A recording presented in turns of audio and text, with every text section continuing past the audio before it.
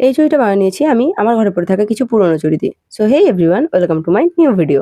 আজকে চুড়িটা বানানোর জন্য আমি যে পুরোনো চুড়িটার ইউজ করেছি ওটা প্রায় ৩-৪ বছর আগের চুড়ি। ওই চুড়িটা আমার দিদি কিনেছিল। তারপরে ওই চুড়িটা দিদি অনেকবার ইউজ করেছে। বলতে পারো দিদির থেকে বেশি আমি ওই চুড়িটা ইউজ করেছি অনেকবার। এখনো পর্যন্ত চুড়িটার কন্ডিশন খুবই ভালো, মানে রং ওঠেনি। বলতে পারো এই একটা কারণের জন্যই চুড়িটাকে এখনো ফেলা হয়নি। আর কি করেই বা ফেলে দিই বলো? আমাদের মতো নিম্ন মধ্যবিত্ত পরিবার থেকে যারা বিলং করে তারাই একমাত্র বুঝবে যে কোনো একটা জিনিস হুট করে ফেলে দেওয়ার আগে সেটাকে আরো ২-৩ রকমের কাজে ইউজ করার পর যতক্ষণ না সেটার পরিস্থিতি খুবই খারাপ হয়ে যায় ততক্ষণ পর্যন্ত আমরা কিছু ফেলি না। এবার সেই বাড়িতে আমার মতো যদি কিছু তারকাটা মানুষ থাকে তাহলে তো হয়েই গেল। কারণ আমি ওই ফেলে দেওয়া জিনিসগুলোর উপরে আরো এক্সপেরিমেন্ট করি। হ্যাঁ, আমার কাছে হয়তো ভালো কিছু থাকে না, কিন্তু আমার কাছে যেসব জিনিস অ্যাভেলেবেল থাকে সেইসব জিনিস দিয়ে আমি আরো এক্সপেরিমেন্ট করি।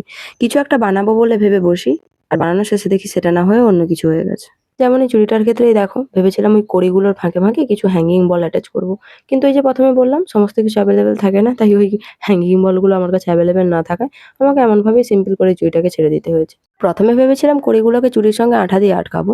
পরে উঠে যেতে পারে এই ভয় মাথায় নিয়ে আবার সুতা নিয়ে বসেছি সেলাই করতে। তো এটাই হলো পুরো চুড়িটার ফাইনাল লুক। দেখা হচ্ছে পরের আরেকটা ভিডিওতে। ততক্ষণের জন্য টাটা।